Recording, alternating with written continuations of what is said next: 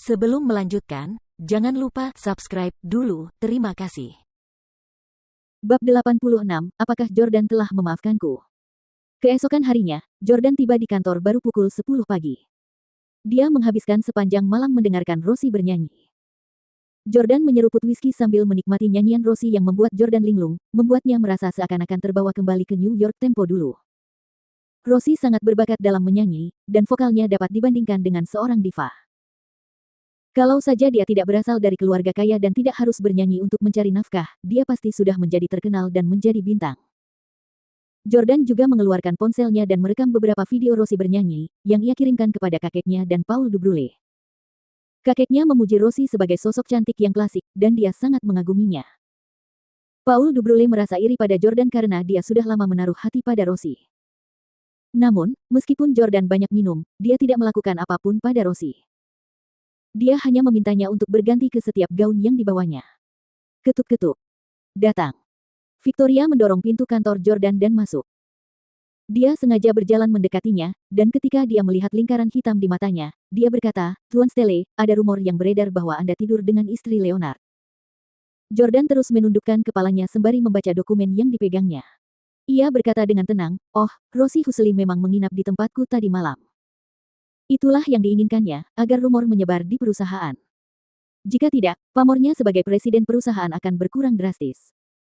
Sekalipun para karyawan itu bersikap hormat kepadanya ketika berada di dekatnya, mereka akan diam-diam mengejeknya karena dianggap sebagai suami yang istrinya tidak setia. Victoria juga tidak bodoh dan dia tahu bahwa itu mungkin hanya sarana balas dendam untuk Jordan. Victoria tetap bertanya, "Apakah kamu dan dia?" Jordan meletakkan penanya dan mengangkat kepalanya sambil tersenyum. "Tidak, aku hanya membuatnya bernyanyi sepanjang malam. Aku tidak suka wanita yang lebih tua." Victoria senang mendengar bagian pertama kalimat itu, tetapi senyumnya berangsur-angsur memudar ketika dia mendengarkan bagian selanjutnya. Ketika Jordan melihat perubahan pada sikap Victoria, dia akhirnya menyadari bahwa Victoria juga lebih tua darinya. Jordan buru-buru menjelaskan, "Victoria, aku tidak merujuk padamu, kamu baru berusia 30 tahun, dan kita seumuran. Wanita berusia 30 tahun adalah favoritku." "Benarkah?" Victoria sangat gembira. Ia percaya diri dengan kecantikan dan kemampuannya. Satu-satunya hal yang ia khawatirkan adalah Jordan mungkin berpikir bahwa ia terlalu tua untuknya.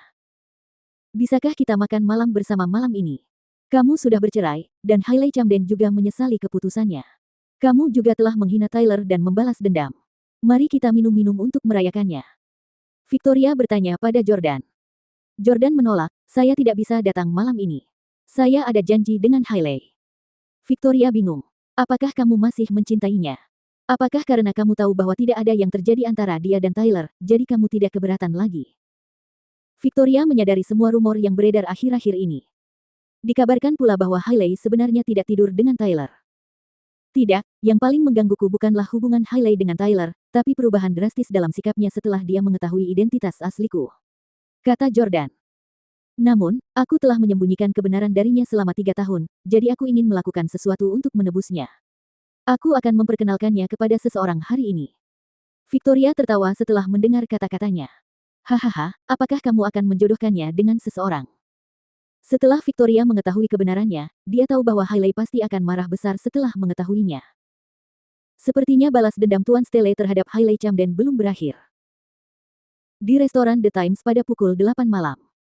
Itu adalah restoran elegan yang sudah terkenal sejak lama. Jordan dan Hailey sering datang ke sana. Mereka terkenal dengan bebek konfit dan pasta truffle. Jordan telah memesan kamar pribadi di restoran tersebut. Hanya butler Frank dan cucunya, Grayson Reyes, yang hadir di kamar pribadi tersebut saat ia tiba. Hailey belum tiba. "Tuan Jordan.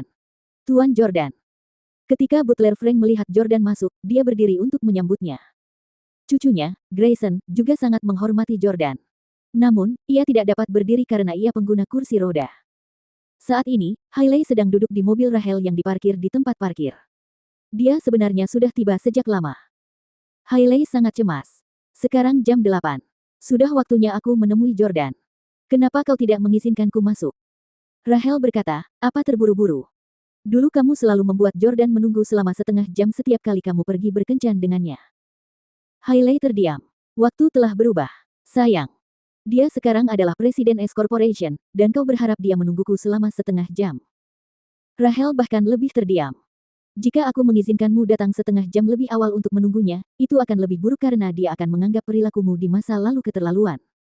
Kamu dulu menggertaknya karena dia adalah suamimu yang tinggal serumah. Apakah kamu akan memperlakukannya secara berbeda sekarang setelah dia menjadi presiden perusahaan? Pria memang seharusnya menunggu wanita. Anda hanya akan dianggap murahan jika datang lebih awal dari waktu yang disepakati. Tidak apa-apa jika terlambat beberapa menit. Hailey tidak punya pilihan selain melihat ke cermin lagi. Dia telah berdandan hari ini dan yakin bahwa Jordan akan menyukai pakaiannya. 5 menit kemudian, Rachel berkata kepada Hailey, sudah waktunya masuk. Ayo, Nona, kamu harus menaklukkan Jordan. Aku menunggu untuk menghadiri pernikahanmu. Oke, jangan khawatir. Hailey dengan percaya diri berjalan menuju kamar pribadi tempat Jordan berada. Begitu dia mendorong pintu hingga terbuka, gaun bermotif bunga hijaunya menarik perhatian ketiga pria di ruang pribadi itu. Gaunnya membuatnya tampak murni dan tak ternoda. Ditambah dengan kecantikan Hailey yang polos, dia tampak menggemaskan. Yordania. Hailey memanggil dengan lemah lembut.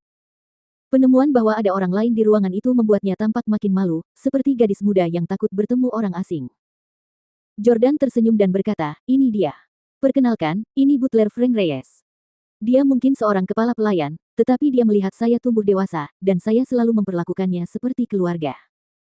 Hailey merasa tersanjung, dan dia berpikir, Jordan benar-benar akan memaafkanku. Dia bahkan memperkenalkanku pada kepala pelayan keluarga Stelle. Apakah dia siap menikahiku dan menjadikanku nyonya keluarga? Wah, itu luar biasa. Hailey sangat gelisah, tetapi dia tetap tenang dan santun di permukaan. Butler Fang berinisiatif memperkenalkan dirinya kepada Hailey. Nona Camden, senang bertemu dengan Anda. Anda sungguh menakjubkan. Saya belum pernah bertemu orang yang lebih cantik dari Anda selama 70 tahun hidup saya sejauh ini. Ketika Hailey mendengar pujian Butler Frank, dia semakin yakin bahwa Jordan akan menerimanya kembali.